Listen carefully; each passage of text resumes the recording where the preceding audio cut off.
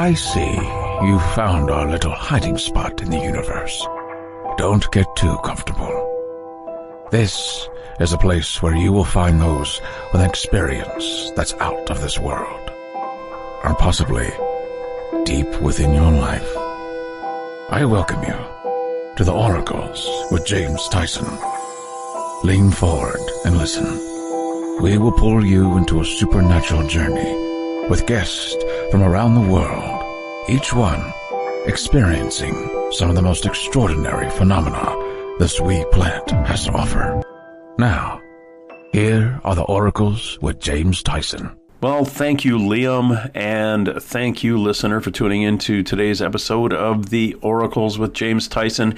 Today, I'm bringing you J. Nathan Couch. He is a gentleman who grew up in the foothills of northeast Georgia's Appalachian Mountains, which is a kind of a spooky place to start with. Lots of old folklore and lots of ghost stories growing up in a place like that. So it was no wonder he and his buddies didn't get out there with their recorders and hang out in graveyards and weird old cemeteries back in the day and getting his teeth cut on that kind of paranormal investigation. He now lives in a place called West Bend, Wisconsin, and is the owner and operator of a tour guide company that does the ghost walks. It's called Downtown West Bend Ghost Walks. And if you go to his website, please play along at home. J. Nathan Couch, that's Couch, jnathancouch.com. You can read a little bit more about his ghost walks and the schedule that'll be coming up for 2020. He's written a couple of books. One is Washington County's Paranormal, a Wisconsin legend trip. And later on, he published the one we'll be talking about today, Goatman, Flesh or Folklore. It's pretty much a critically acclaimed book on the Goatman phenomena because Nathan had researched not only all the stories about Goatman in the U.S. And the one story in Canada. Well, he doesn't really get into that, but we're going to talk about how Goatman in the United States and Pan and Foutas and the elemental beings in Europe all had this similar kind of look to them. And they are always seen out protecting the forest. We're going to touch briefly on the Maryland Goatman, the guy with the axe wheeling it along, and the rumor or the urban legend that it was some science experiment gone wrong, and the guy ended up turning himself into half goat, half man, which is, even in my weird supernatural brain, it would be a bit of a stretch. So we're going to talk about a few things about the folklore, the urban legend, and bat around a few things of what could this thing possibly be and why is he seen by so many people in so many places around the world. Again, focusing more on the American side of things because that's where Nathan's book is grounded in his home country in the U.S. When he's not writing about ghosts and monsters, he's usually talking about them, and you can see him at places like let's see there. I think there's a big Paracon, Milwaukee Paracon. Probably a staple there, showing us and talking about any of that ghostly stuff. You've probably seen him on The Unexplained with Bill Shatner. His episode was Strange Creatures. Also, the episode Wendigo in the In Search of Monsters TV series on one of those channels like Travel or Discovery or something like that. And if you want to find some other conversations with him, if you are subscribed to Z-Talk Radio, ztalk.com, check him out on The Strange Side with Mike and Nate. Really good guy. So we're going to bring him in, kicking and screaming all the way from West Bend, Wisconsin, and see how he's doing. Nathan, how are you? I'm doing great. It's nice to be on here today. Oh, thank you very much for dropping by. I'm fascinated with what you've written, your book, Goatman, Flesh or Folklore, and, of course, your other book, Washington County Paranormal, Washington County, out in the wonderful area of Wisconsin. You're not now, that's not too far. That's a little bit west of Lake Michigan, just outside of Port Washington, correct? Yeah, it's about a county over from the lake. It's about 35, 40 minutes from, Milwaukee proper. Part of the 4-county area of Milwaukee is the southern half of Washington County. So it's very near to where Milwaukee is, but it's also just far enough away where things start to get rural. So it's not completely isolated, but you get that small town feel and makes for an interesting atmosphere. What got you interested in the paranormal? Well, basically, I grew up with parents who talked about this stuff a lot. My mom definitely believed in the supernatural. I'm not entirely sure on my dad, but it was a Southern Baptist fire and brimstone type home. But around the dinner table, they would be talking about all these things when I was a very small child, like, Native American curses and, all this horror movie type stuff, haunted bridges and very, very disturbing things to hear when you're very young. And I don't know if my theory is that I must have been so disturbed by it that it actually went the exact opposite direction, where instead of me trying to push it away and stay away from it, I started being fascinated with it, and I wanted to know as much as I could. So things progressed into me buying the paranormal books and watching paranormal specials on television, and then when I was old enough to get away unsupervised, me and my friends would go to locations that were reputably haunted, doing that no thing of going to the cemetery after dark and all that, just to see if we'd see a ghost. And then, that led to more serious research and things of that nature. So it was a pretty natural progression. So it's paranormal and the unexplained mysteries and ghosts and cryptids have been a part of my life since as long as I can remember. When you and your buddy used to head out, did you ever see anything? Did you get stuff which then led you to just be a bundle of more questions? That's one of those questions that I've had people ask me, and it's one of those things that's always so hard to answer, where you can't think of something. So you say, not really or anything like that.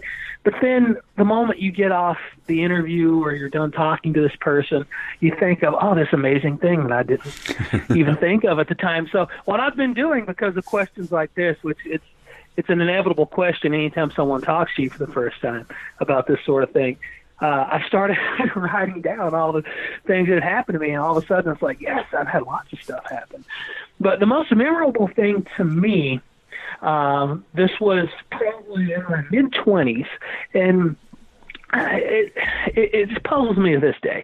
There was this road, I'm blanking on the name of it now. I don't have my notes in front of me, but there was a road in rural North Georgia, which is where I grew up. I grew up in Cleveland, Georgia. It's about 90 minutes north of Atlanta, foothills of the Appalachian Mountains.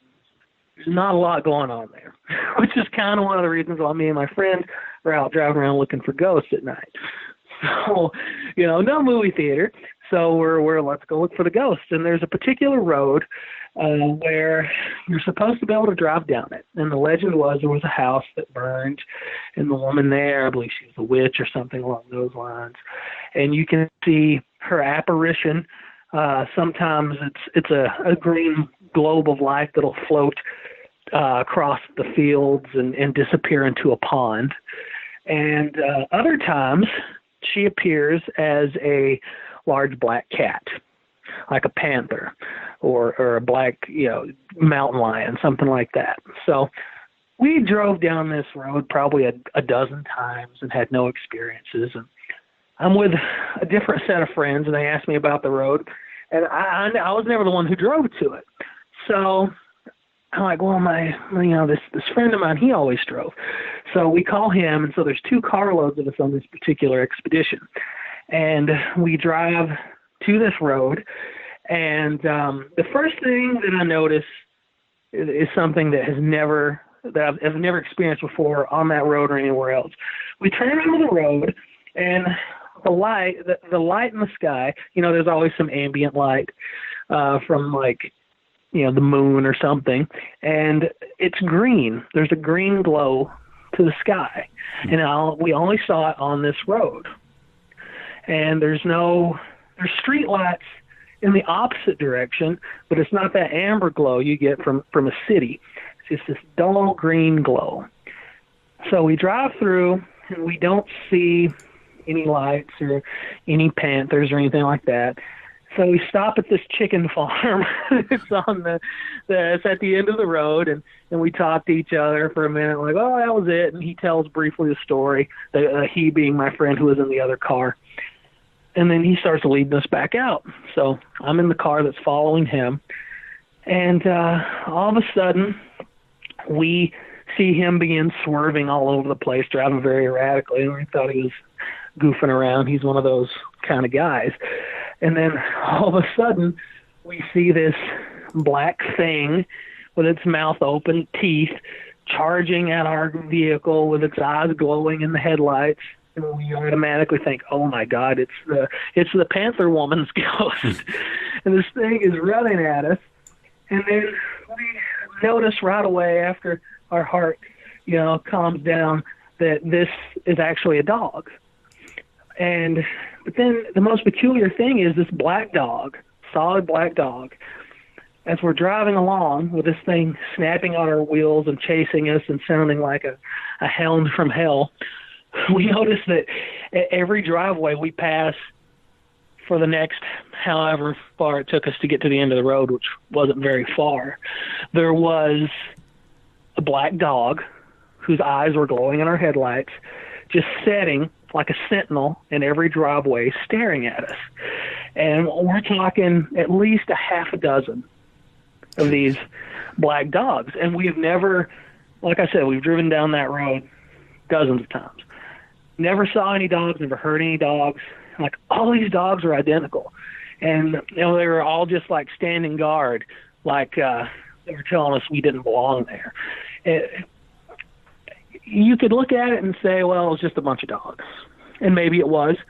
Of course, in Appalachian folklore, black dogs are, harbingers of bad luck. The story of the musician who sold his soul to the devil on the crossroads. That was a black dog that was with the man he sold his soul to.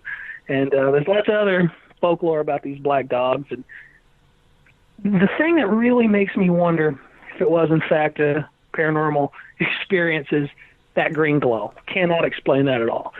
You can say the dogs are just dogs, but I've never seen that green glow before or since. So that is really cool. I had a friend of mine who's a psychic who travels around to all the different conferences and things. And she and her buddy was driving from southern Washington State down to L.A., and they're heading down Highway 101 on the coast here, and the sky changed color. And they pulled into a little town. They're going to grab something to eat, and the town itself looked like it was in a dream. And the people, like if you were to have like a basic Saturday with all the families out walking around with their kids and everything like that, pushing strollers and they were all out, and it was like 1 o'clock in the morning. And she said she had just the weirdest feeling. They got back on the highway, they drove a bit, pulled into another town, and it was the same town. And that happened to her all the way down Highway 101. There was geography that didn't match up to what should be on that highway at that time of year. She said it was the most bizarre thing. They also had run-ins with a car that sped up behind them and drove right through them and out the other end. So so I've heard those stories before, and it's freaky. And it's almost like something gets out of vibration, and for a minute things are happening when they shouldn't be. Very peculiar. It kind of makes you even wonder about the whole multiverse theory. Well, that's the whole universe running right along beside us, and it's just moving at a different speed. Oh yeah, and I've talked to people who say, well, I see fairies in the garden. Well, how come I don't see them? And we talk about like multiple dimensions and crossing dimensions and things popping in and things like that. Well, it's fascinating. I mean, I definitely could explain a lot of experiences. You just get a glimpse of it occasionally, and that would definitely explain why no one's finding the Bigfoot's corpse, or why the ghost never appears when you want it to, or Exactly. And that's the other thing too, is like, and then you get those people that always see them and the people that don't, and you're running around going, how come I can't see that? Like or you catch a glimpse of it and you want to see it again, and then you're off on a tangent for like 5 years trying to do that again. I found that a lot with Bigfoot people that say, well, why do you continue to hunt for Bigfoot? Well, I saw it when I was younger. I said, well, okay, you've seen one. Why do you have to keep looking for it? And it comes down to it a lot of times. It's like, well, no one believes me, so now I want to take a picture of it so I can show them so they know I'm not crazy. And I said, well, I mean, you're not crazy. I'm not. I mean, I'm not the sort of guy. I don't claim to be psychic. I don't have regular sightings of things. I feel like I may be able to tell more stories than most because, given the nature of my work, I tend to write it down. But I mean, there's some things that I've had one or two experiences that have just stuck with me, and for me, it's not really because I know no one's gonna. Most people aren't going to believe stories like the ones you hear on these types of podcasts. But for me, it's more like I don't really believe it happened to me sometimes, and I want to see if it'll happen again, just so I can confirm that it's not just some trick of the mind that we don't understand yet. Because there's been a couple of instances where you're like, wow. And I mean, I've done I don't know how many investigations, and so many paranormal investigations are just so boring and uneventful. Like 90-some% of them, maybe 99% of them, and you're lucky if you get any evidence. A lot of times nothing that blows your hair back. You're like, maybe it's this, maybe it's not. But when you have that one experience or that one or two experiences, it's enough to keep the drive going. Oh yeah, it's just that it's like that little taste, that little tease, like going, come on, keep going. You'll get it. Yeah, like it happened once. It needs to happen again, so even I can verify that I'm not full of it, as it were. So yeah, I was talking to a guy named Bob Lazar who said years ago that he worked at a place called S4 outside of Area 51, and they were reverse engineering UFOs. And he said, dude, like I could make up a better lie. It's like, either believe me or don't. I really don't care. It's like I told the guy what I used to do. I told him what I saw. I got a better, I'm off working on my own now. I'm happily married. I don't care if you believe me or not. I mean, unless you're one or two very, very, fortunate people, there's not money to be made in the field of paranormal research. No, it's ridicule, basically. Sticking to your word that doesn't get you a lot monetarily. Well, no, it's like, and this, it's like writing a book.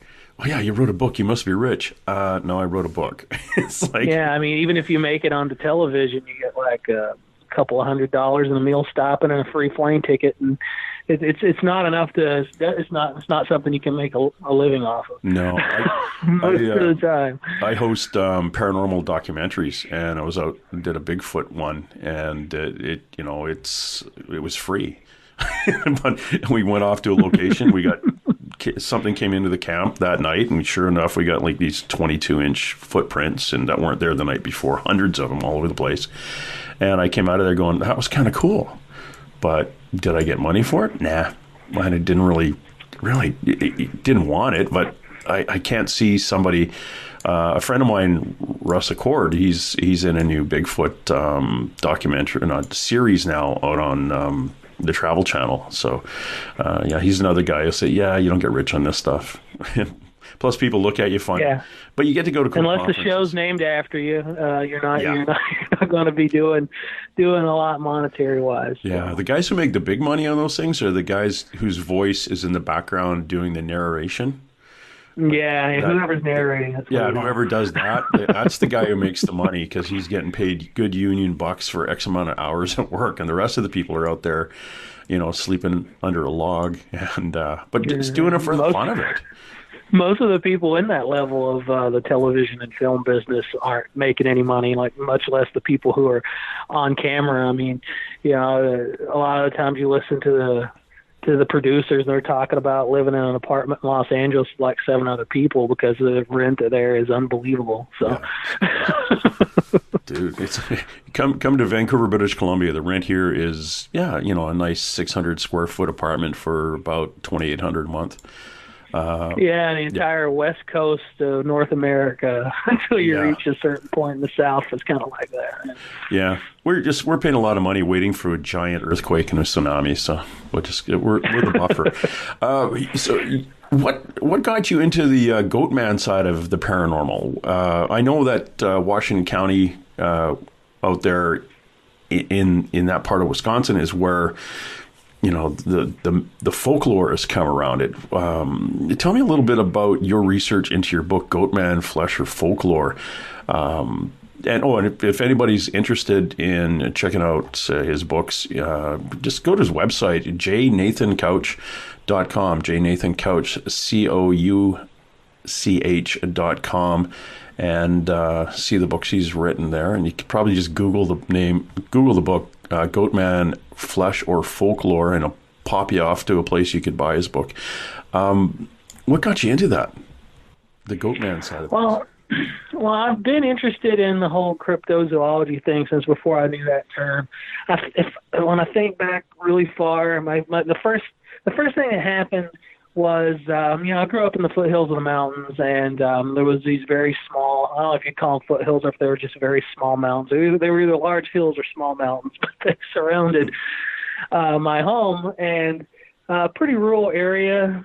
There were neighbors, but, they were you had to do some walking to get to them. And I was at home being babysat by my probably teenage sister, and it was night. My parents worked across the street at a little, rinky-dink auction house on the weekends as like a part-time job. And me and my sister were in our living room with the windows open because we didn't have air conditioning, and it was like probably 98 degrees and humid, being Georgia. And there was just this scream in the night, and it scared us real bad. And then we kept hearing it over and over. And my sister was able to, I don't remember if she called or somehow we got word to my parents. My dad came across the street, and he heard it, and he claimed it was a mountain lion. And it may have been a mountain lion. It definitely sounded like a woman being murdered, and that's what a mountain lion often sounds like. But that was the first time I realized there might be something unknown in the woods, because there weren't supposed to be mountain lions in that part of Georgia anymore. They had previously been a big problem historically. There's stories from older Appalachians where they used to have to stay up at night after the birth of a baby because the mountain lion would try to sneak in through the open windows to take the infant because it'd smell of afterbirth. So not very long ago, my grandparents or great-grandparents would have had that fear. So that was when I really first became aware of something like that. And don't know if it was a mountain lion or what it was. Probably was some type of cat.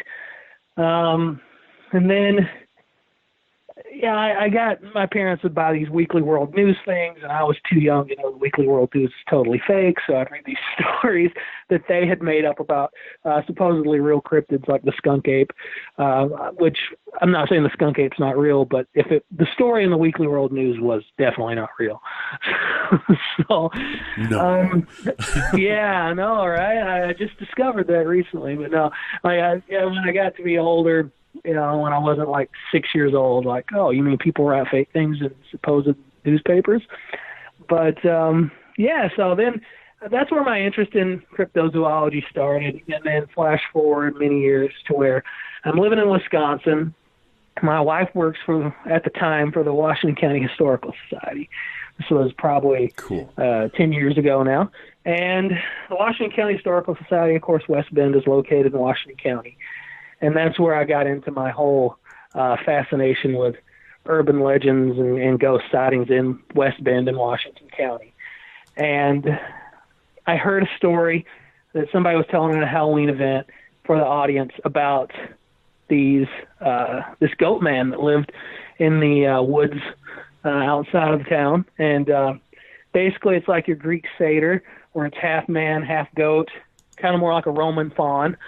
But, and it would lure people into car accidents on this one particular stretch of road called Hogsback Road. And then it would take you away, never to be seen again. And that fascinated me. So I counted something like this exist, and I had not heard of it before. Like, it wasn't even the weekly road business when I was a kid. So started researching it, and I never thought I'd contact anybody who had saw it. But sure enough, pretty early into my research, I was contacted by a gentleman who said he had seen it in the woods in Kewaskum, Wisconsin, which is a little to the north of West Bend, in a much more rural part of the county. And he said he was up in a tree stand bow hunting, just before just after sun up, and he had his arrow knocked because he heard this thing coming through the woods, and I thought it was this huge deer. He was really excited. Then this thing that looked like a satyr walked out into the clearing, and he said that it was like a bare-chested man, shirtless man from the waist up, but with a big gray beard and horns or antlers. And the lower half were two legs like a goat or deer's that bent in the opposite direction of a human being's, hooved, and it was covered from the waist down in gray-brown fur. And he said it was swearing and saying all these obscenities about trespassers. And he kind of insinuated it might have been talking about him, but if it was talking about him, it apparently didn't know he was in the tree stand, because it kept walking past his, out of his field of vision. And then he said the smell of it lingered. He described it as smelling like garbage and rotten animals all rolled up into one, like rotten, decomposing flesh. And he climbed down out of the tree after quite a while, and he felt it was no longer in the vicinity, and he ran out of the woods. And, of course, that made me really fascinated in the creature. So I started finding all these creatures that were just like Goatman, but with different names from all around the country. There's versions of it in Texas and California and Maryland. Most states in the United States seem to have some type of sighting or legend about a creature just like Goatman. So I started compiling all that together into a book to sort of unify all this information. So you kind of collected the national, we'll call it folklore, about those types of beings, putting it all together and kind of matching it up with what's been seen or purported to be seen in your area, because that area seems to be the more well-known Goatman sighting area in Wisconsin there. It's becoming one. I would say it wasn't before my book came out, and I don't know exactly how such a book as mine that hasn't been read by very many people has made that happen. But definitely a lot more people reference Wisconsin now when they talk about Goatman. Previously, the most famous version known purely as Goatman was the Goatman of Bowie in Bowie, Maryland, which is a suburb of just outside Washington. So at the time when the sightings took place in the 60s and 70s, it was a pretty wild rural area. Of course, now it's been swallowed up by, Washington, D.C. But that was definitely the one that everyone talked about. I think that one appeared in the X-Files comic book, and there's been movies about it. Oh. And there's some other more famous versions, too, like I would say the Lake Worth Monster in Fort Worth, Texas, is very famous, but not a lot of people know that he's related to Goatman because he has such a unique name. And then Popelick Monster as well in Louisville, Kentucky is another that's very famous. But again, the word Goatman isn't his most famous name. So that's what I've noticed. The phenomenon about Goatman was everyone thought their Goatman was the only Goatman. And then, I mean, you'd see the Popelick Monster in books about Louisville, and you'd see the Lake Worth Monster in books about Texas. And I mean, even here in Wisconsin, West Bend and Kewaskum are less than they're less than half an hour apart. But Kewaskum thought the Goatman was strictly in Kewaskum and didn't know about the one in West Bend and vice versa. So for whatever reason, these stories and sightings were very isolated from one another. Have you cross-referenced, you've obviously cross-referenced the ones that are North American or American, but did you also kind of go into what used to be basically called the Greek god of the hillside, Pan, and things like that were seen all through Europe back before the Christianity kind of pushed them out into that whole category of demons, and then people wouldn't say they saw them anymore, but are they similar? Yeah. Well, the Goatman is definitely similar to the depictions of Satan that you see in post-Christian world paintings, or, because what the devil is described as looking like is exactly matches up what very popular nature deities like Pan and Foutas, the Greek and Roman, nature gods would look like. It was definitely modeled after them because Pan and Foutas, especially Pan and Foutas, especially Pan, were the most popular gods in their respective pantheons because they dealt with nature, fertility, shepherds, things of that nature, things that the masses would definitely be interested in. You didn't have to be some wealthy or important person to be worried about fertility or the future of your flock or the trees around your home. So I think that's one of the reasons why that particular image was chosen to represent the ultimate evil in this younger religion. And the book does deal with that a little bit. The main focus is sightings in America, because I did look for sightings in Mexico and Canada, and I found a couple of fleeting little sentences about Canada, but I could never find anything to really research. I couldn't get any information other than,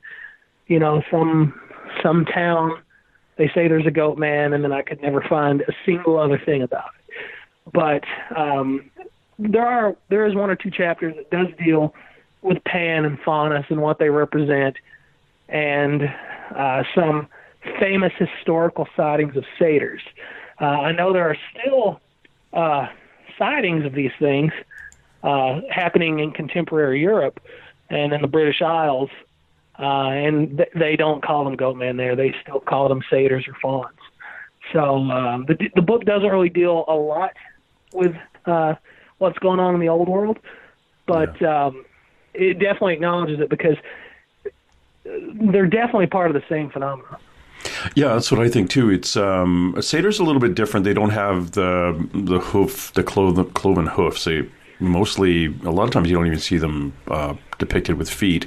And the closest thing they had to horns might have been every so often a Roman artist would put a couple of bumps on their head. But the Pan had the more goat horn looking protrusions. Never really ram's horns unless you're watching a 20th century movie or something. They really wanted to make it. Yeah, the blending of the fawns and the satyrs really happened after Greece got swallowed by the Roman world.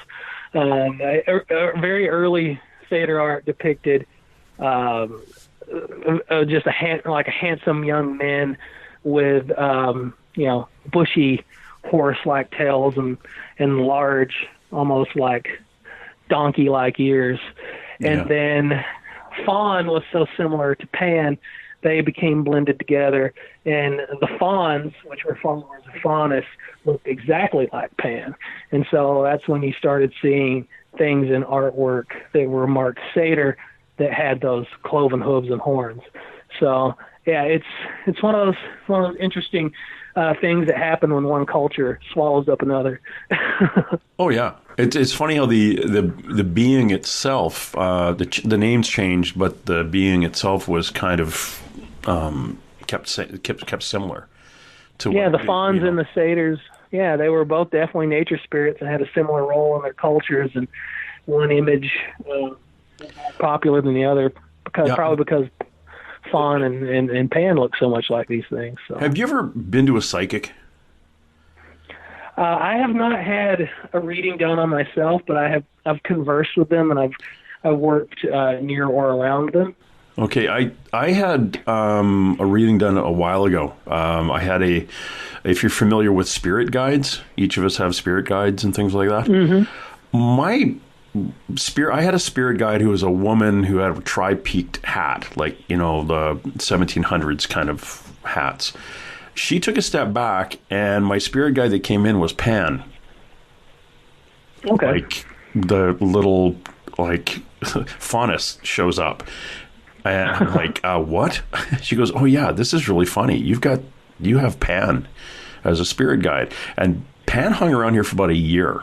Up until about 2 or 3 months ago. That was really weird. Why I'd have this being show up. And she told me that these are elemental beings. So they're part of the earth itself, which is a lot of times why they've been seen from, all through history. But I don't know if that's what we're seeing when we're talking about Goatman, if it's the same. It sounds like it. Honestly, the way that witness described to you as this thing cursing and swearing about trespassers on the land kind of thing, that is very Pan-like. Really grumpy and trying to get everything, trying to fix everything because people come in and they're trying to keep the hillsides going and things like that. In my understanding, what those beings as elemental beings are supposed to do, that sounded kind of like that would have been Pan kind of thing. But to be, sometimes these things are described as being really tall, which isn't what I picture those elemental beings as being, and whether or not elemental beings are, again, we get into that whole multi-dimensional thing. You ever talk to anybody about almost accepting that kind of being exists and then taking a step back and saying, okay, if it exists, how does it work?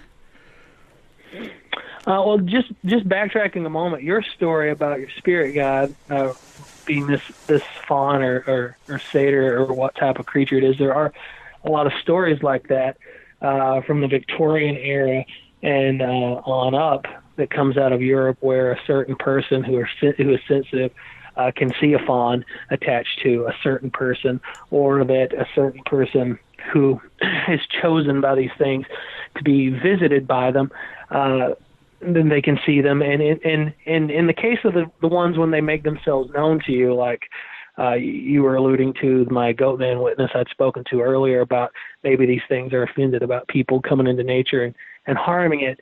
A lot of the times these things have some ecological message that they're trying to deliver, at least in Europe anyway. The sightings in North America, however, tend to be more troubling. But these things definitely do appear to be elementals, because inevitably people ask me what I think they are. And I always say that there is pretty much a zoological impossibility as far as we've never found anything like them to have ever existed in the zoological record. And I really don't think these things could be, the ones in America anyway, could be some sort of undiscovered type of creature like a Sasquatch. because they don't live in the Pacific Northwest or some vast stretch of woodlands. They live oftentimes in the shadows of high schools and things like this. They're actually known among folklore as lovers' lane monsters because they're so frequently seen by young people or even older, for that matter, who go to these lovers' lanes. So, there is a big difference there. But I haven't talked to a lot of people in this country who believe that they are elementals, but I definitely believe they are. What makes them behave so much more bestial and aggressive in this country as opposed to their European cousins, I couldn't say. Could it be that they have more to be angry about in North America? Possibly, because there are evidence that the Native Americans were aware of these things. Your First Nations people. There are satyr-shaped mounds in the Midwest, right here in Wisconsin, that look exactly like Goatman. And people talk about how these things are representations of the Native American hero Red Horn, or maybe it's a stylized version of someone in a headdress. But the mounds that exist in Wisconsin, at least, that look like these satyrs, the most famous is Man Mound in Baraboo, Wisconsin. So if anybody's sitting at the computer right now, definitely take a look at that amazing structure. This thing, this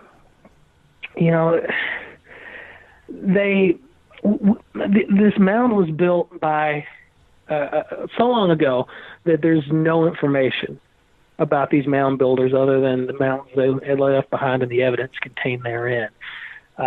When Europeans arrived in the Midwest, the woodland Indians had said the mounds had always been there, and they didn't know who built them.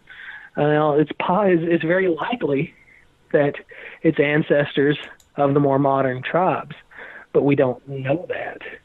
Was it a lost people? Or even if it was just ancestors of the woodland Indians, these woodland Native Americans, that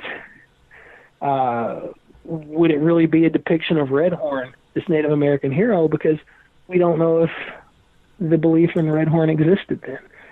So there's a lot we don't know. There's a set of effigy mounds in Washington County, just outside of West Bend, like 5-minute drive outside of the city. These amazing, beautiful mounds. They were burial mounds, and they're in all sorts of shapes. It's called Lizard Mound Park. There's no lizards in Wisconsin, so they eventually discovered the lizard mound was actually a stylized depiction of a turtle. But there's the turtle mound, which is more famously known as the lizard mound, and then there's all these water spirit effigy mounds, which look a lot like mountain lions and these conical shapes and all this. And they built a very nice, expensive, solar-powered kiosk where you can press buttons and they tell you all about, the mound builders and the more modern tribes. And when you press the button about who were the mound builders, you get a lot of double talk. It's like being at some kind of political rally where the question is asked and you get a lot of information but no answer. Oh, yeah. So, yeah, there's a lot we don't know about these people. We know they had commerce with people as far away as the Gulf Coast. We know they were pretty advanced. We think that the mounds were built as a way to signify where water was. But we don't know for a fact what Man Mound represented. And there's evidence from tribes on the East Coast. I'm really sorry, I'm blanking on the name of the tribe. It's in that whole Maryland, Virginia area, where early Europeans who arrived said that this tribe would dress in horns and paint this quote-unquote horned devil on their chest and dance around in ceremonies. And that sounds a lot like a faun or, Pan or Faunus. So there seems to be some sort of ancient tradition with these things that seems to be the connection has been lost. And there's a lot of sightings I've noticed of these things on Native American reservations. Every time I talk to someone who lives near or on the reservations in Green Bay, Wisconsin, for example, they always tell me about how they got stories of Goatman growing up and they would see this thing. So maybe that whole aggressive side comes from the mistreatment of the native peoples. It's just wild speculation on my part, but yeah, that's one reason why I definitely believe these things are elemental in nature. Yeah, it's fascinating. If it's just like talking to First Nations people here who've been on we call them reserves here, and some of them like right into the mountains in the Pacific Northwest here, and they're full of stories about Sasquatch. It's like, yeah, we see them. What's the big deal? And it's you white people that seem to be all excited about it, but yeah, we just hang out with them, or they're just there. The creatures that are reported on reservation land are always so much more exotic than the things that are encountered anywhere else. I don't know why that is. There was another researcher, and I'm blanking on his name right now, but I came across him because he was saying they were seeing all these basically these Greek creature sightings. They're getting all these reports on reservation land out in New Mexico. And he said that in this one particular article I was reading where he was speaking to a reporter, he said that they got more centaur sightings than they did Sasquatch sightings. And centaurs, I mean, that's a whole other level of strangeness in the world of cryptozoology. Oh, heck yeah. That's even stranger than Goatman.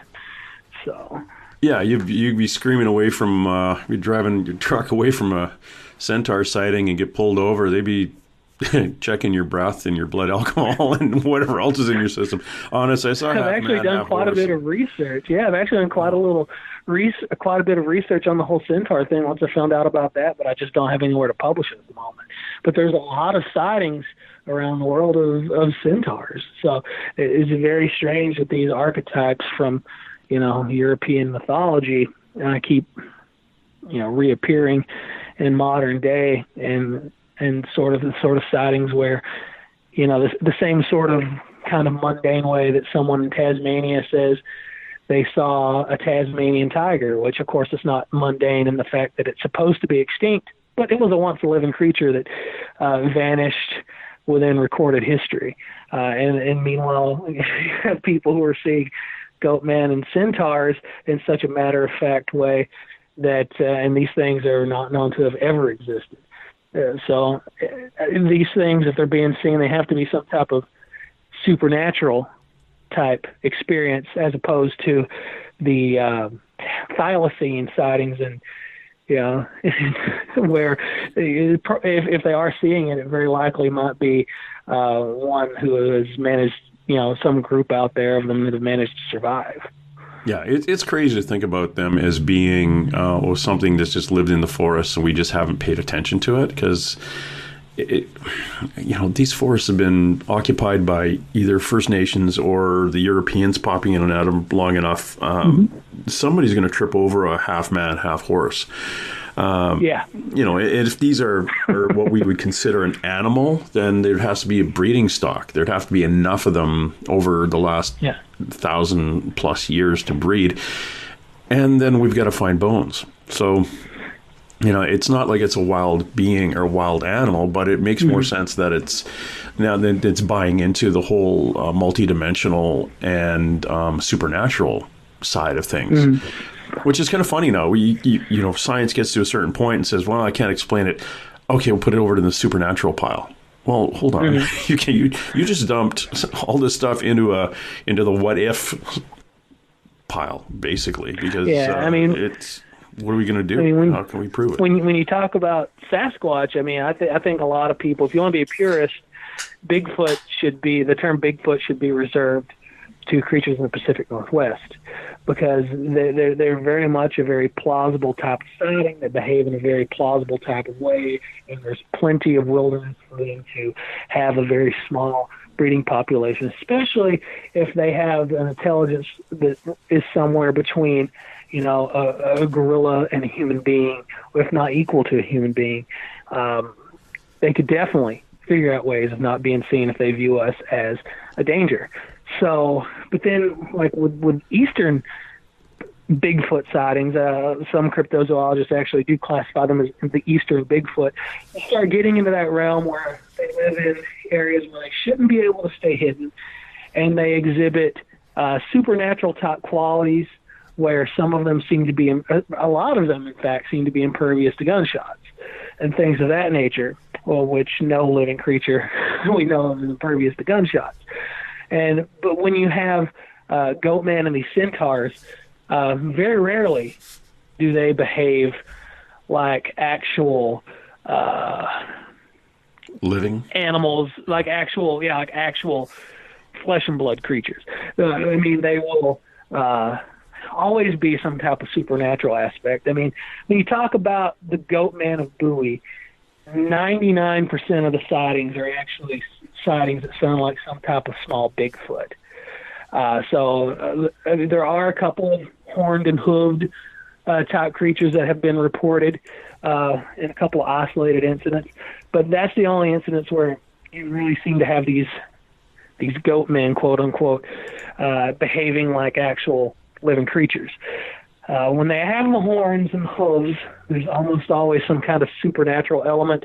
I believe Nick Redfern, who's just an amazing writer and cryptozoologist, writes a lot about stuff in Texas. He was talking at some appearance and encountered a lady who was walking around White Rock Lake in Dallas. And that's very near to Fort Worth, where the Lake Worth monster is seen. And they have their own version of Goatman at White Rock Lake. And she was jogging around the White Rock Lake when she had what she can only describe as a panic attack. She had never had one like that before. And she looked off the trail and she saw a Goatman standing there, and it grinned at her. And I can't remember if it just stood there or if it approached her a little bit. But in either case, it never got very near to her, and it disappeared in a flash. And it left behind this sulfuric smell. And that is very much something that no known animal species can do. And, of course, Nick Redfern made the connection that she suddenly felt panic before seeing it. And, of course, Pan's name is where the word panic comes from. And the stories of Pan is if you disturb him while he's resting in the wild places, then he'll cause you to have this panic that will result in you injuring yourself or even dying. Pan's pretty much a trickster in that sense, has our fauns and satyrs in mythology. So you really start having some of these mythological behaviors in a lot of these sightings of your horned and hoofed Goatman, and not your Bigfoot type creature seen near an area where they talk about Goatman. Oh, that's fascinating. We were talking to J. Nathan Couch. He is a author and a paranormal investigator, and wrote the book Goatman, Flesh or Folklore, and along with another book, Washington County Paranormal, about all the things that go bump in the night out in Washington County, down in Wisconsin, just off of Lake Michigan. Nathan, you in your research, and obviously you've had the opportunity since you've written the book to talk to a lot more people and get a lot more information coming in about Goatman. Have you kind of looked at the Maryland Goatman with the axe and kind of compared it to everybody else? Was that more folklore with the guy, like that Goatman walking around with an axe, like swinging at cars and stuff like that? More of a kind of the urban legend that kind of blew up compared to all the other information that you've kind of dug up? Yeah, the really difficult thing about researching Goatman when I first started was it was very hard pulling actual sightings out of the mire of folklore, which is where that whole flesh or folklore part of the title came from, because the book ended up basically having two different directions.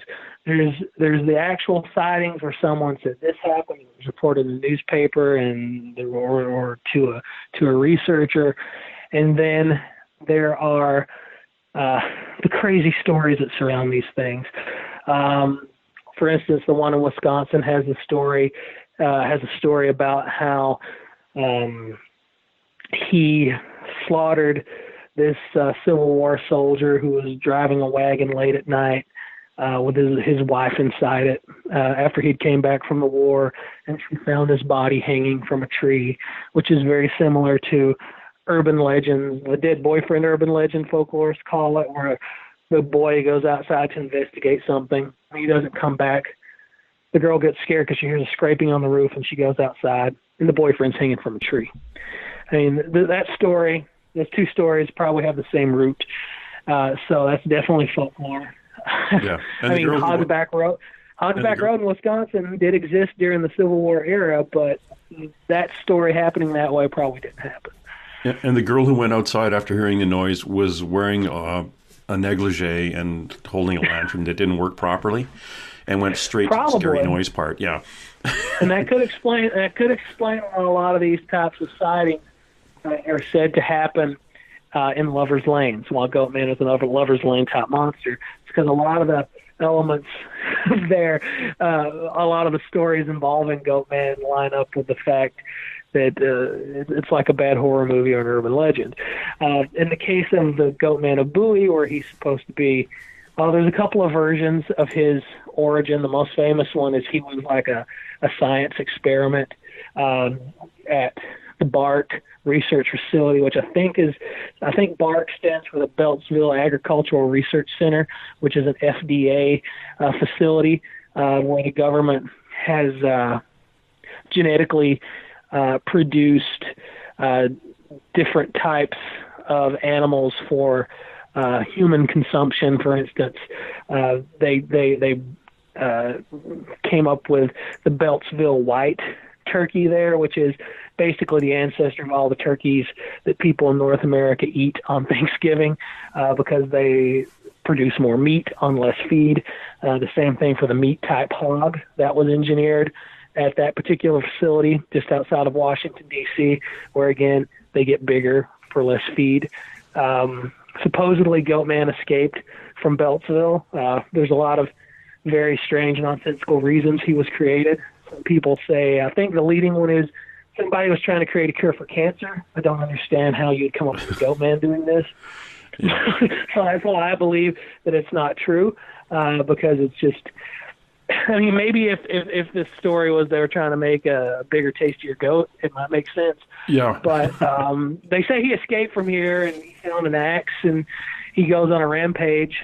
And other than a strange, hairy creature has been witnessed a couple of times abusing pets in the area. As far as I know, no one's actually ever seen him with the axe. That's probably all just nonsense. There's the what is his name? It's the Southern California version of Goatman, the Beast of Billiwhack, in Southern California, down south of Los Angeles. He lives in an old abandoned building on an old lemon grove, and the origin story for him is that he was some result of a failed super soldier experiment. It reads almost exactly like the origin of Captain America, but with some Frankenstein sprinkled on top. So you have all these strange stories that in no way would they ever be true. But then a lot of times you end up with people actually having a very believable encounter with what's there. So it's a real twofold thing. So a lot of these stories associated around these creatures can obviously be nothing more than bunk. But then you have people come forward with stories that very well could result in them being laughing stocks of their community, which to me says they saw something that they can't explain, and they want people to know about it, and they want it to be understood in some way, like maybe this will help solve the mystery, and they risk their reputation for it. So, I mean, you have a bit of that in every field of the unexplained, but where you obviously some fiction that works its way into the lore around these creatures. But with Goatman, there seems to be a lot of fiction that works its way in there. Yeah, it's fascinating. It's the way, well, fiction.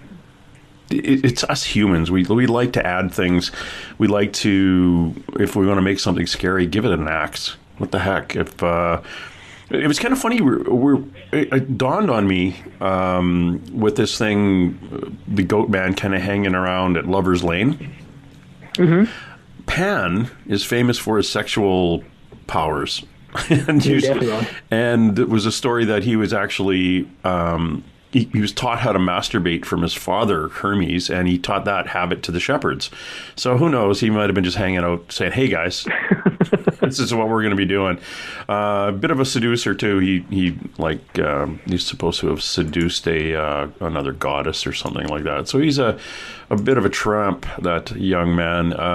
So who knows? Was it Pan? So I believe Pan was in love with one of the nymphs, which is a nature spirit. Unless I'm blending two things here. So I'm not exactly a Greek mythology expert, so if I make a mistake here, someone please bear with me. But he was definitely in love with a female mythological entity, and I believe she turned herself into some reeds to get away from him. And in his anger that she had did something like that, he cut down the reeds and made his panpipe, which is where he got his pipes from. So he was a very lusty god, and the satyrs, whether or not they should look like goats or horses, they loved the nature spirits, the nymphs as well. And in mythology, when there was no nymphs available, the satyrs would very much pursue human women. So all of these nature entities, these elementals, they all seem to be very lusty creatures, whatever they are. Yeah, it's fascinating. It's fascinating when you start looking at, some guy named Kevin 3 weeks ago saw something at the end of his street, and you go down and talk to him about it, and Kevin's like 25 years old, has never read anything from ancient Europe. And all of a sudden what he's describing, you're going, hold on, I remember that from a book, and that was some Roman thing that I think you're describing one of these, and you show him the picture and going, yeah, that's what I saw. Like, how did that connect? And we're getting a few of those, and it seems to be in the last about 10 or 15 years, we have more of the overlap of people seeing stuff that it throws back to people who are seeing these over history. Yeah, I mean, with Greek mythology, I mean, that's something that it's taught in schools, and a lot of people know about it. But I think where a lot of this stuff comes from is a lot of stuff existed in the old world and it had other names, but then that's forgotten now that, America has been America, or Canada has been Canada, or what have you, for however many years, because people forget these things because it's not part of our culture so much anymore. Jerome Clark, one of my favorite researchers of all time, he documents a story, I believe it's his book, The Unexplained, where this person, I think it takes place here in Wisconsin, actually. I haven't read the story in ages, but he was walking along his street at night. This occurred in fairly modern times, like within the last 50 years, I believe. And everything was eerily quiet, and he heard these voices, these strange little voices and footsteps coming, and he jumped off the sidewalk and hid, and this troop of very small men in little boots went, stomping by. And in Europe, it would have been called a fairy sighting or a brownie sighting or something like that, but he didn't have that knowledge, so he just thought it was a troop of very strange little men. And if that had taken place, across the Atlantic, it would have been a very different story. So you really can see how a lot of the folklore of Europe matches up to things that people are experiencing today, not only in Europe but here in the United States. So a lot of these things seem to be universal. Yeah, and they seem to be. I don't know if it's Nathan. I don't know if it's us because we're so open to things that are paranormal, supernatural, metaphysical now, or and seeing them more often, or are they occurring more often, and we are now not afraid to say it? Or hold on, let me get that right. Are they occurring more often, or are they occurring like they always have, but now witnesses aren't going to be called crazy when they come out and say it? I think a part of it is that when someone has one of these sightings, I mean, they do seem to be more open to talking about it now. And I think a lot of that comes from how easy it is to communicate, because you have the internet, you have all this mass media like television, radio, all this stuff. So when you see something and you are brave enough to say it, and there is an atmosphere of, I don't want to call it acceptance, but you turn on the television or the radio or go on the internet, and there's all sorts of stuff from the Fortean world out there where it's not as taboo a subject anymore. Mm-hmm. So I wouldn't say it's mainstream, but it's definitely not as taboo in most parts of North America. So these people are more open, and then they can tell a much bigger audience. Like, if I saw Goatman tonight, I could go on any number of forums and post it, and thousands, if not millions, of people could see it instantly. When a lot of the more famous researchers were just starting out, they would hear one or two isolated little stories and start digging there. And then even when they were collecting this information, you'd have to subscribe to some journal that they were publishing out of their basement. Yeah. And there might only be like 100 copies of it ever printed, and it's got this amazing story from this eyewitness included in it. So, I mean, there's a lot of great sightings that occurred that if the original person who documented it is no longer with us, or the witness themselves, they get lost quick. So you find, luckily, some of these journals are being scanned and archived out there. But so there's probably a lot more of these things that were recorded we don't know about anymore. And then there was probably a lot of sightings where maybe people wanted to tell someone, but they told the local deputy, and he kind of just made fun of them, brushed it off, and if he ever wrote it down at all, police departments only keep their records for so long. Those are long gone. But now you put something on the internet, it's up there forever, for good or for bad. Yeah, no kidding. Just ask anybody on Twitter. So I was a policeman in Canada for 28 years, and people. I was being interviewed once. They said, "Well, what did you do with UFO reports when they came in?" I said, "I never had one." Like, how about Bigfoot? Nope. Because people, I think, a lot of times weren't going to say it out loud, or not get a hold of the police and say, "Hey, look, there's a UFO in my backyard," or "A Bigfoot is taking apples out of my tree," because I think unless you think they're ridicule. Yeah, unless you feel like these things are immediately posing a dangerous risk, what good is it to tell policemen? What's the cop going to do? Or go out and arrest Bigfoot? It's not really their job. Really, when cops get this information, it's because, well, who else do I tell? yeah, and that's what it is too. It's a friend of mine, John D'Souza. He's a retired FBI guy who, when he was a rookie, he got stuck on the desk getting all the weird UFO complaints. And over time, a couple of retired guys went back and, through Freedom of Information Act or whatever, they accessed a few of those old files that were on his desk and took him to LA, and that's where the first bits and pieces came out for the writing of the X-File TV series. So they all originated on John's desk. Like, he's kind of the original X-Man, but he'd been seeing UFOs ever since he was a little kid.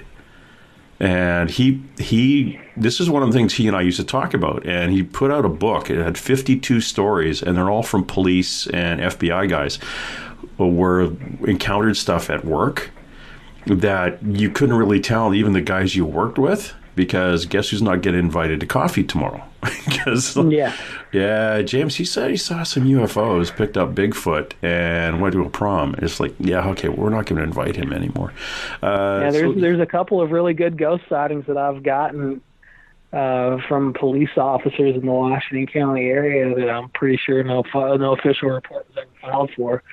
Yeah, you don't want to say anything because how you going to explain it? Like, I got pushed. I was at on a property in 1997 or 98. 98. Just my last year in uniform. And we got called out to an area. It was an old shut down psych hospital called Riverview. And some kids just, drinking beer, running around, doing what you and I did when we were kids. So you kind of go out there and wiggle the flashlights and say, hey, you kids, get out of here. So just getting ready to leave, and I get pushed from behind, and I turn around because, it's a spooky place in the middle of the night, all these old 1930s buildings. And I turn around thinking it was one of the guys I work with, and there was nobody there. And I was like, damn it, don't do that. But, who do you tell? You may tell somebody over a beer later, but you're not going to write it down. Yeah, there's a pretty famous sighting that happened, I want to say back in the 1980s in western Wisconsin, out near the Iowa border in this town called Mineral Point, where this police officer chased this thing that he described as basically looking like a movie vampire. He saw it, it had the cape and the whole 9 yards, and he said it was standing in the cemetery, and he pursued it, and it ran so fast he couldn't keep up with it, and it jumped several feet in the air like an Olympic long jumper over this very high fence and disappeared. Became known as the Mineral Point Vampire, and he told the story. And granted, he did have a reputation as being a bit of a jokester in the community. There was one incident where him and his friends dressed up like a gorilla and were scaring people. So he's not the most credible person on earth despite being a police officer, but he got so much ridicule from people not only in the community but right there in the force that he ended up quitting law enforcement. And I don't know if he quit entirely, but he moved completely away from Mineral Point. He had to leave the place he grew up because he came forward with this granted very incredible story. So yeah, I mean, definitely. Not only it's dangerous to tell these stories, at least maybe not as dangerous as it was then as it is. It might be less dangerous now than it was then. But whether you're a cop or a lawyer, the waitress at the truck stop, no matter what job you have, you can get some real razzing over this. I mean, he picked up and moved, and I've moved a few times in my life, and that's serious business. So you don't just move because of a little lighthearted ribbing. Yeah, it's a kick. If you're gonna quit your job and leave town, then it's no easy thing. Yeah, it's hard. Like, and if you had really seen this thing, and that's the whole. If you could have turned around and said, "Yeah, I was just kidding," but if it got to a point where it was like, I wasn't kidding, guys. I really saw this, and they're basically calling him crazy. Yeah, you better. I mean. Yeah, to my knowledge, he never retracted his sighting. You'd think if he was getting so much flack, he would say, no, it was just a goof.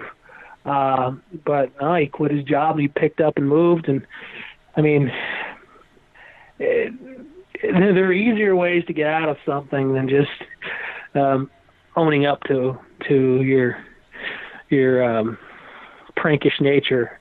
Yeah. So, I mean, I don't know. I mean, I know you need to be very honest as a law enforcement agent. I don't know that making up a Bela Lugosi story would result in you being fired. I mean, you might get a suspension. But, I mean, if he was making it up, you think he would have just came out with it. So, I mean, he ended up having to leave the job anyway. So. Yeah, I kind of joked around a lot when I was a policeman. I remember pulling over some young kids doing what young guys do in the middle of the night, just driving around dad's car. Yeah. not doing anything illegal, but it's about midnight, and I thought, well, this car's kind of moving slow and it's full of people. So I checked it, and in Alberta, in Canada, if you're an organ donor, there's a little sticker that goes on your driver's license. So I checked everyone's ID and I handed it all back, and I held off from the drivers and I said, hey, Billy, I see you're an organ donor. We've had a terrible accident and we need a liver. You'll have to come with me. And the look on the kid's face was like, I've probably never, ever seen a policeman other than the guy who would come to his elementary school and talk to him about safety bearer and stuff like that. And the look on his face, but everyone else in the car got the joke and they're starting to start laughing. And this poor guy's like, oh, can I call my mom? I said, no, it's, you're an organ donor. Yeah. Anyway, I hadn't seen him. I saw him a couple of years later at our office. He was filling out some paperwork, and I said, "Hey, what are you up to?" He goes, "Oh, I'm applying to be a policeman." I was like, that's kind of cool. And I guess he never saw that. I guess he never saw the Monty Python sketch about the organ donors. Oh yeah, that's where I got it from. It's like, yeah, but I'm not dead yet. So I'm thinking afterwards. I'm thinking to myself, oh, the only reason he wants to be a Mountie is he wants to go pull a joke on somebody else. So I can just see him. Yeah, it's small town. Try to do what you can to make everybody laugh, but I'm sure if he ever did become a cop, that would probably definitely be on his to-do list. Be on the to-do list. Yeah, it's kind of spooky. Now, before I let you go, I want to talk to you a little bit about what you do now. And we didn't have time really to jump too far into Washington County Paranormal, your book. But one of the things I wanted to talk to you about is you have ghost walks where you are, and they're coming up again in 2020 here. Tell us a little bit about those and what you do. Well, Washington County Paranormal was my very first book, and that's sort of what the gateway was to going from just being a paranormal enthusiast to someone who appears on these podcasts and does research. And basically, like I said earlier, my wife was working for the Historical Society at that point, and it was very easy for me to do my research, and I decided I always wanted to write a book, and so I wanted to really do this, but I also wanted to protect myself because I didn't know if I was a good writer. I still don't, but I figure, well, if this thing tanks and it's an embarrassment, I can just do like the Middle Point Vampire Cop and just, blow out of town. And not many people will remember it. So I wrote one about Washington County and researched all the, local legends. And that's actually where I first heard about Goatman. My first writing about Goatman appears in that book, and then he got his own book because it was such a huge topic. But, so I needed a way to get that published because I self-publish my books. And he basically, those tours came about because I realized a lot of my West Bend research was in a very concentrated area in the middle of downtown. And so I took that content to make the tours as a fundraiser for the sake of the books. And they ended up being so well received in the community and such fun for me that I've kept them around since. And they started in, I think, 2010 or 2011. I lose track of time. And I skipped a couple of years in there because I was out of the area briefly, but they're still ongoing. And basically, we start in front of the old jailhouse and courthouse there in downtown, and we talk about all the spirits there as well as many others along the way. It's about a 90-minute, 1.2 mile round trip tour. And there's actually so many spots in that area of West Bend that there's 3 or 4 that I can't even include on the tour because it would just end up being, God forbid, a 3-hour tour if anybody still gets a Gilligan Island reference. But yeah, I do. So basically, that's where those tours came from. So that's kind of cool. I'm glad you're doing that too, because it kind of gets you out there and keeps your hand in asking all those questions. If anybody wants to, or anyone actually has a story, Goatman or anything else paranormal, go to Nathan's website again, jnathancouch, and .com, and you'll see a thing he's got set up there where you can actually submit one of your stories. And it is kind of cool. There's a lot of Goatman content on that website's blog that's not in the book, because after the book came out, I was just bombarded with people telling me about stories from towns I've never heard of. I actually found out there's a Goatman that's supposed to live in the Los Angeles National Forest. And Los Angeles is a huge huge city, and somehow that particular version is flown under the radar for the most part. So there's all sorts of stuff on there if you're really into the minutia of this topic. There's a lot. If you ever get a chance to go to Los Angeles, that is what hasn't burnt or hasn't washed away in a flood. Unfortunately, there's a large rural area. Like it's a lot of scrub. I was surprised by it. Yeah. You want to get a right outside of the city.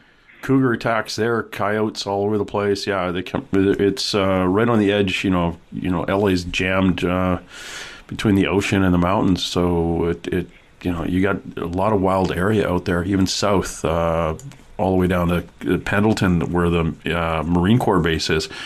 Camp Pendleton's huge, and it's all, I shouldn't say all, but it's mostly just rural.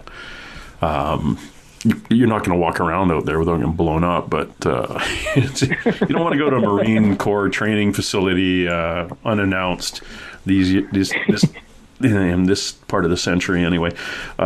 There's some very, very rural areas, and if you ever flew across, like from Seattle to Florida, look out the window, and the U.S. is empty. Like it's a vast wilderness. There's small towns and a lot of farm area and a lot of places to hide.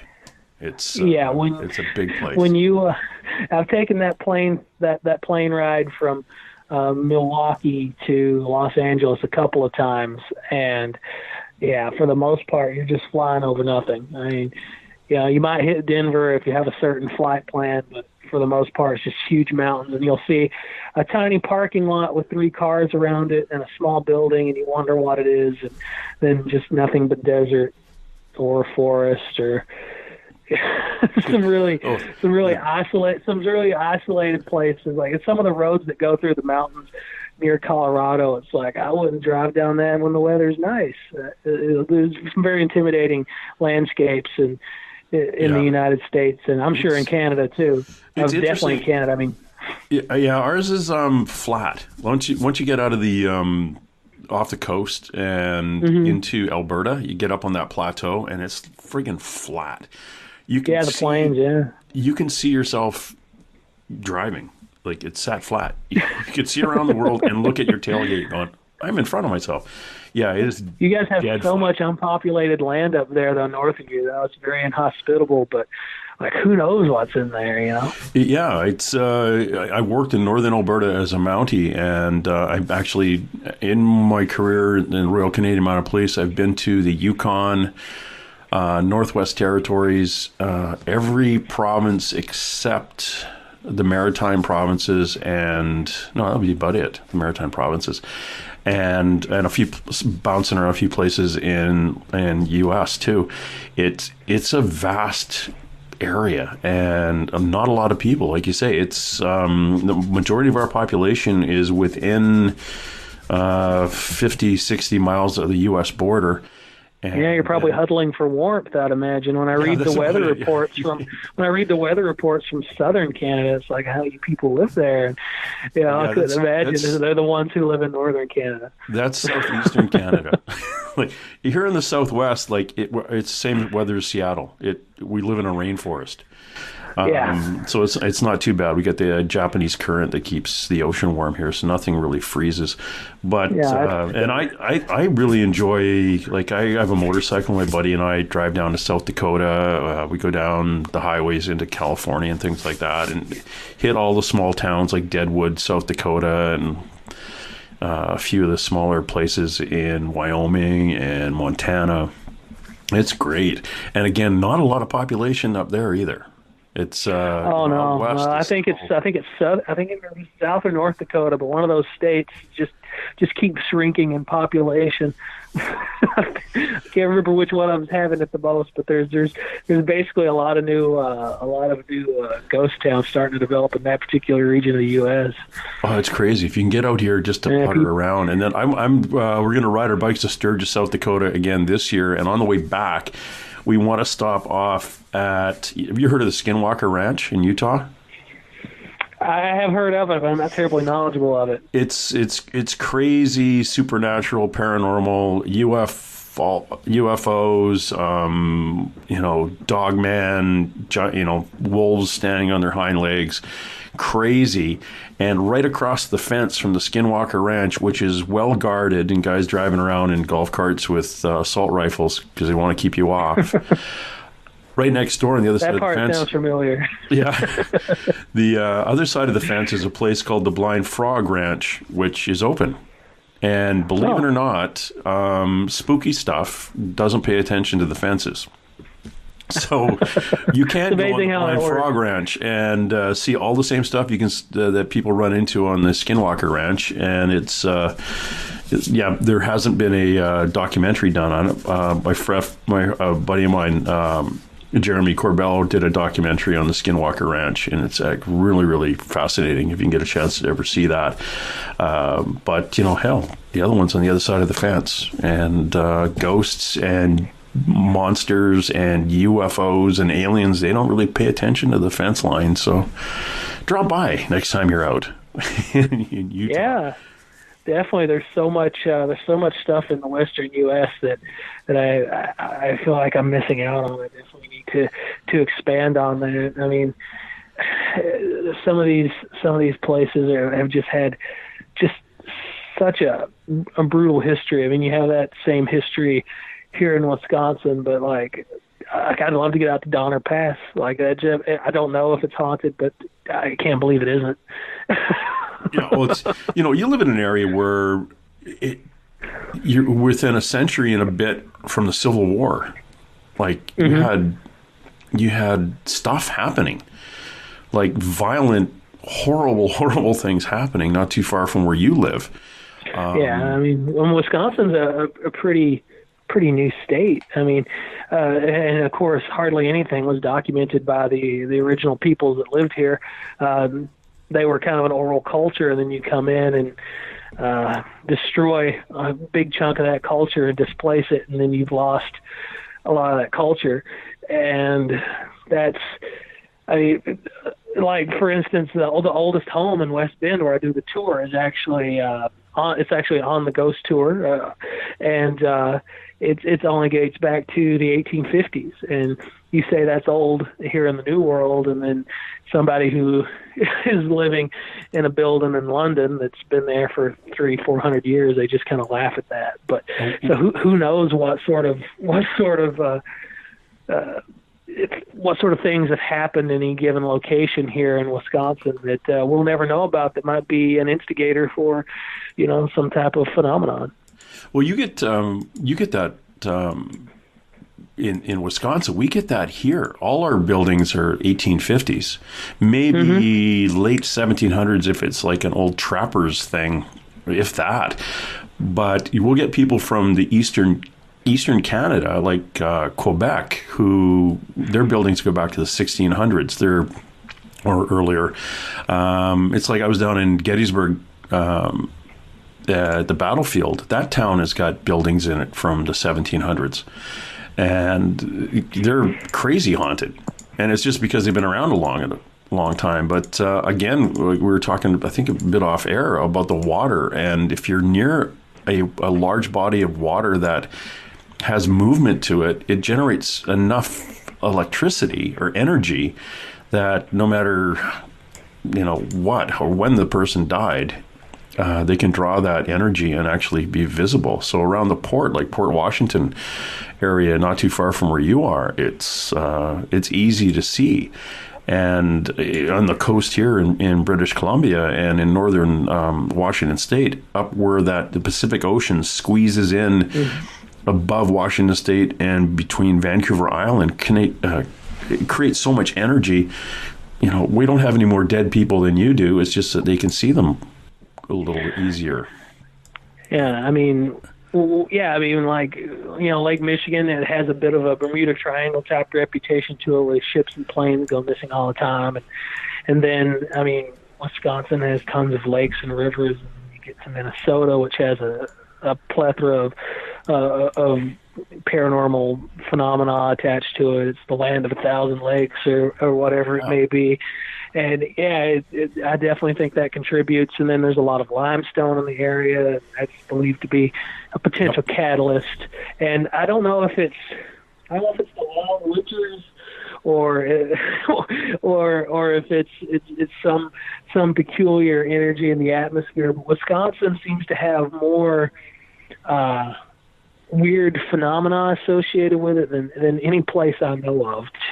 So I don't know if it's the water or if people are going, stir crazy or what it may be. But Wisconsin's very open about it all. I mean, there's a monster everywhere you look.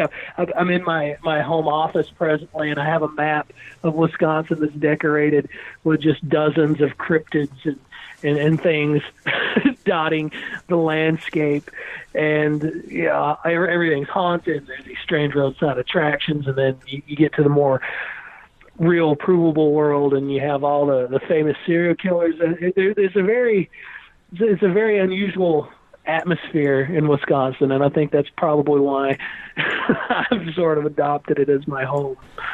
Oh, it's a great place. You've got, like you say, there's so much water. You got the Mississippi River. You've got Wisconsin. Yeah. You've got everything moving.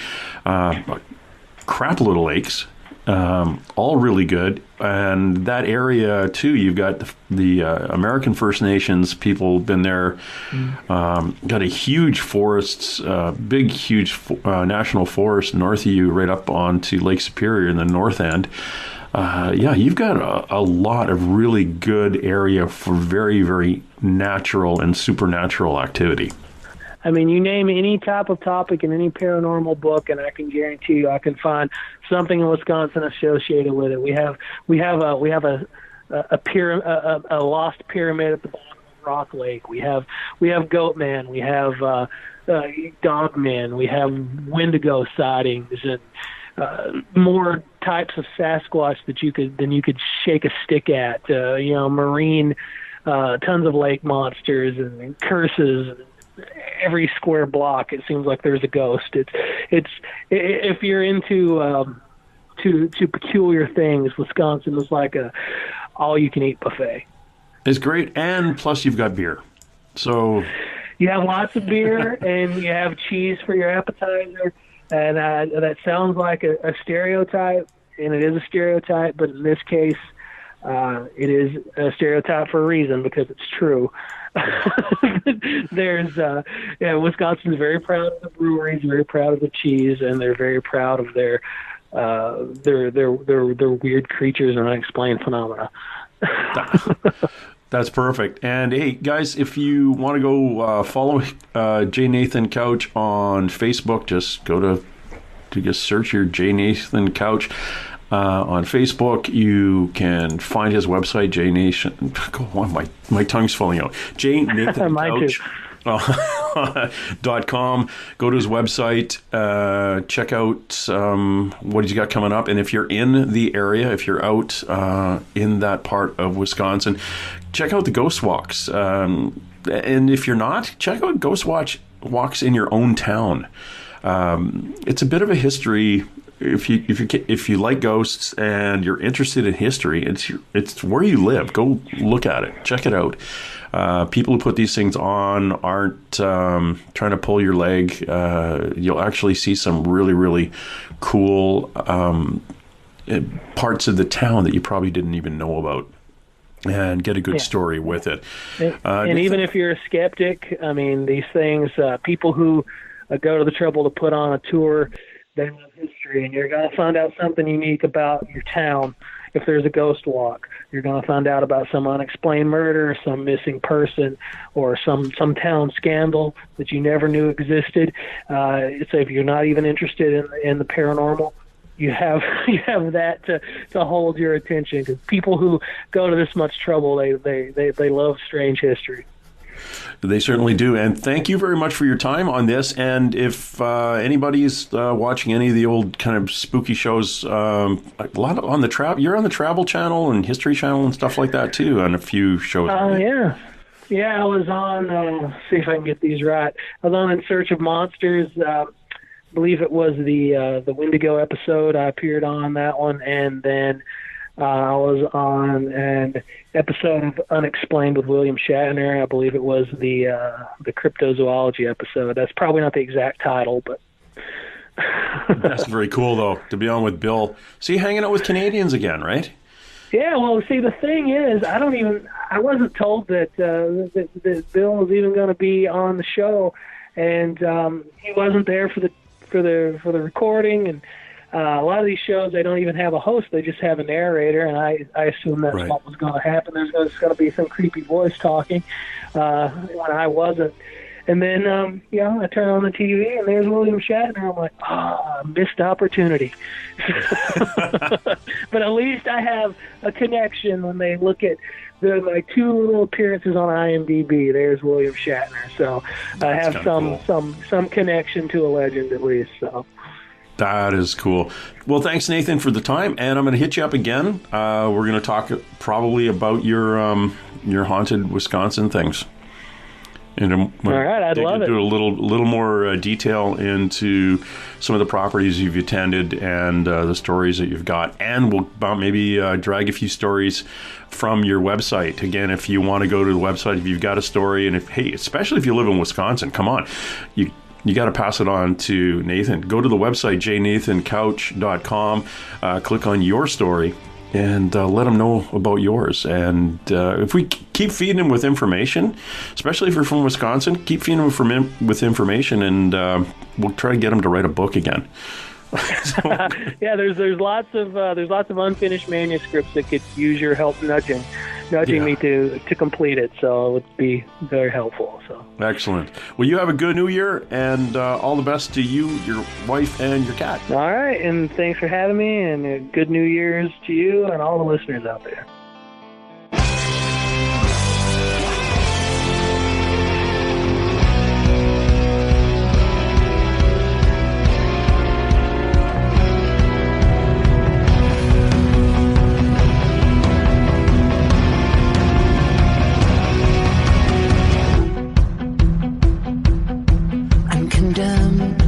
To the long, endless night,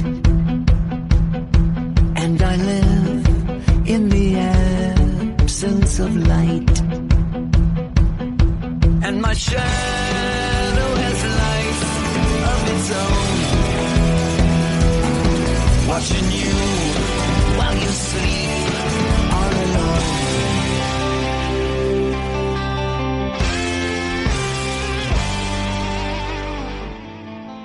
All right, that's it. Let's roll. And hey. Let's be careful out there. Far over the snow, what are those voices? They sing as they go. What are those voices? Look up for the mountains.